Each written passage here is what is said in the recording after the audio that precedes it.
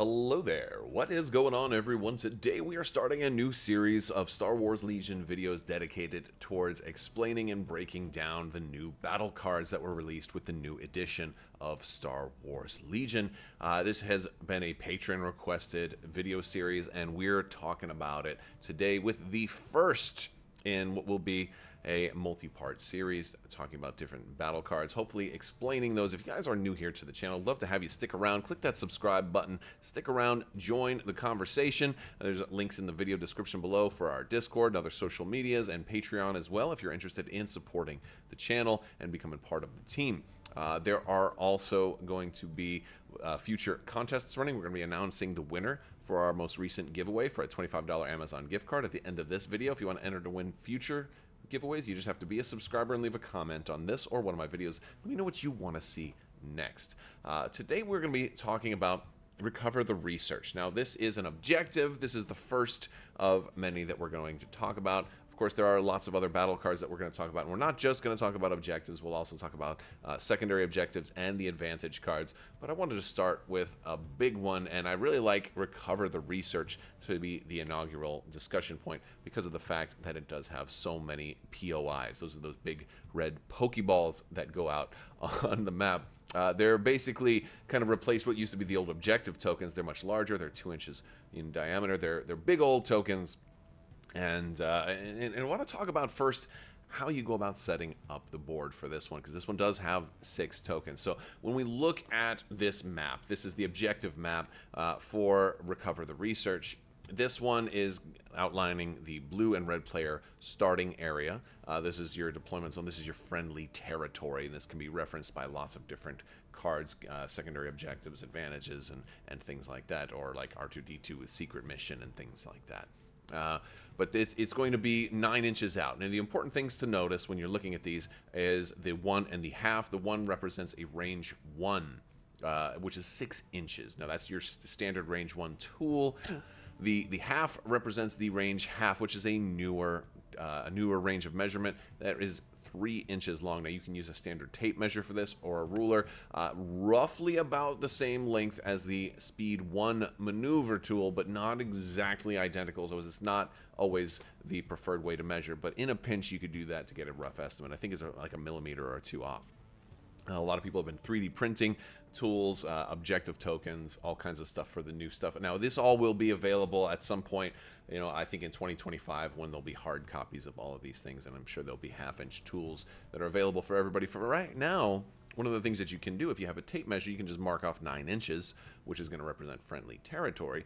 But also these squares that are on the board that you're going to notice, those are 6 inch by 6 inch squares. Those are basically the equivalent of a range 1 tool everywhere. So if you're ever trying to determine how far out like this particular POI is going to be, well, that's going to be 2 up and then 2 in from the side. So you can use 2 of your range 1 tools together to mark that off, and you're going to do that for all of these different POIs.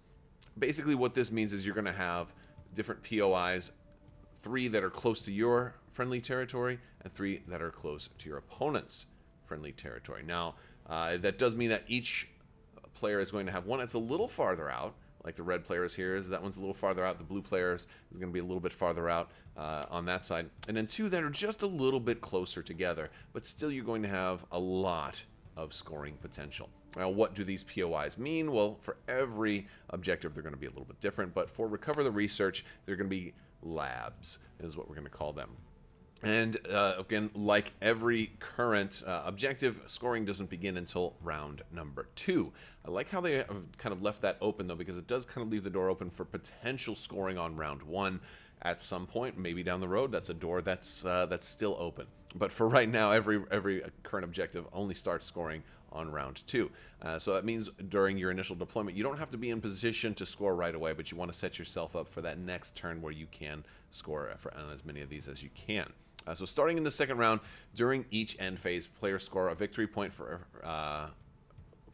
if a friendly unit contests 2 labs, 2 victory points if you contest 3 labs, or 3 victory points if you contest 4 or more labs. Now, there's a couple of things that I want to point out with this one. Those POIs, it doesn't matter which one, you can contest any of them. It doesn't really matter.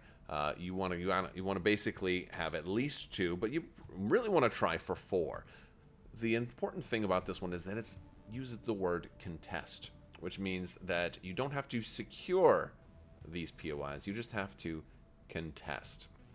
And that is a very important thing. Now, this is going to be an objective that is going to cater well towards a couple of different types of armies.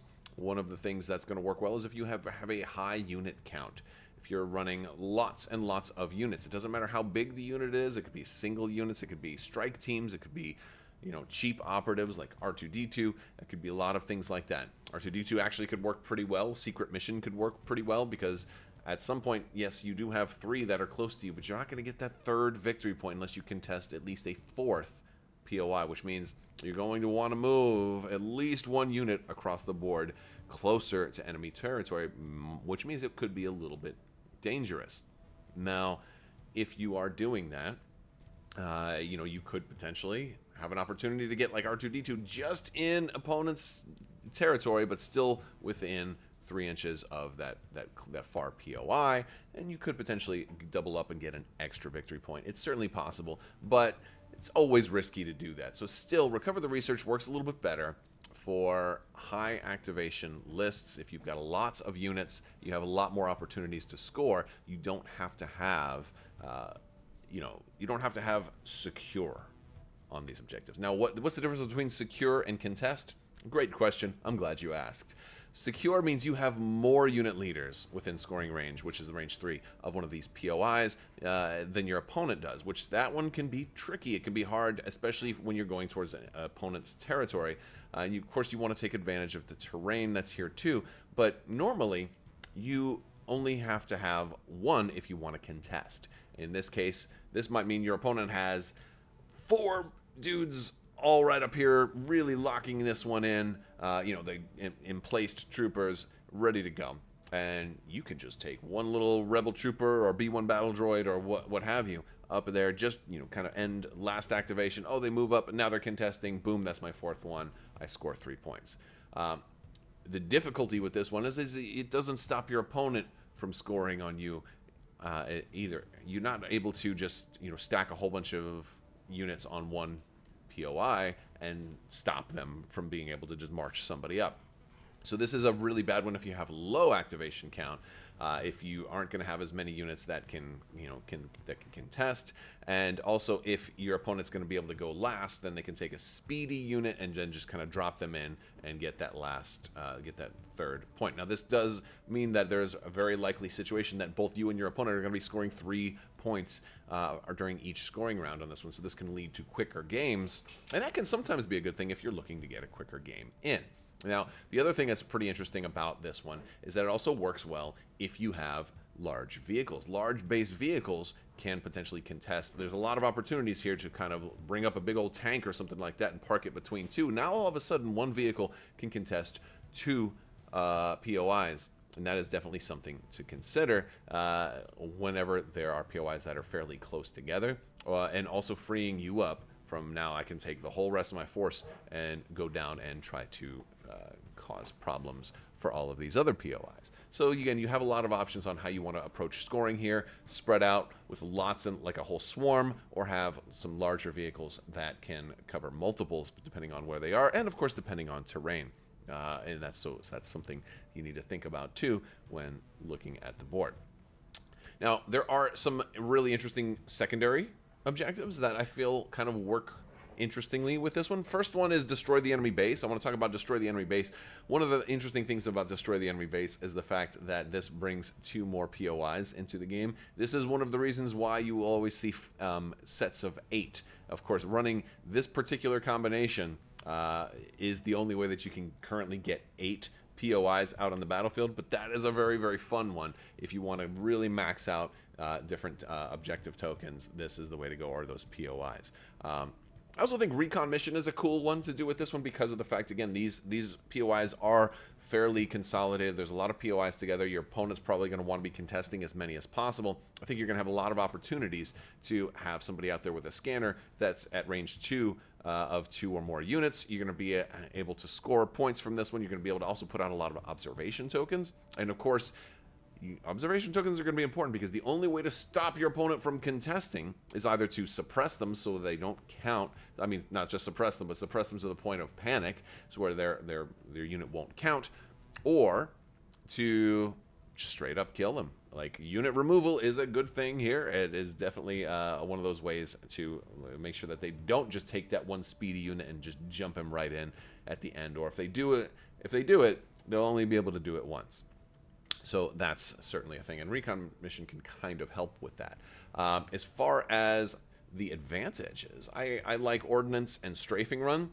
Strafing run kind of can, again, if you have a group that's trying to like move in and contest multiples, especially like coming into the middle of the board, strafing run can kind of punish those, can also put out a little extra suppression, and so I think that can be a nice thing for this one. Ordnance, I think, is a great option in case you do go up against somebody with one of those big old tanks that's trying to contest two all by themselves. It could be a great way to kind of reduce some of your risks if you're maybe not running a whole lot of impact as well. It's another great way to do that, and so I think those two can work well with Recover the Research. So yeah, that's a quick look at Recover the Research. Let me know what you guys think down in the comments below. Which objective do you want me to talk about next? And of course, once we get through all of the objectives, we will talk about secondaries and advantages and all of that stuff. Even though we're touching on them a little bit here, I like also talking about interactions and how I think they work together. But if you have any other insightful tips and tricks for Recover the Research, let me know down in the comments section below. And hopefully there will be lots more of these very soon. So if you're interested in more about Star Wars Legion and other Star Wars tabletop games, be sure to stick around. We also have a winner of the most recent $25 Amazon gift card to give away, winner to announce today, and that winner is going to be Butcher's Nails Enjoyer. Congratulations, Butcher's Nails Enjoyer. Go ahead and shoot me an email at mailcrabbok@gmail.com, and we'll get you squared away. If you did not win, don't worry. There's plenty more opportunities because giveaways happen all the time here. Again, just be a subscriber and leave a comment on this or one of my videos. It's as simple as that. We'll talk to you guys later. I want to thank you all so much for watching. Big thanks to my patrons. You guys are out of this world and help make this whole channel possible. I will talk to you later. May the Force be with you. Live long and prosper. Be excellent to each other. Party on, dudes. And always wash your socks.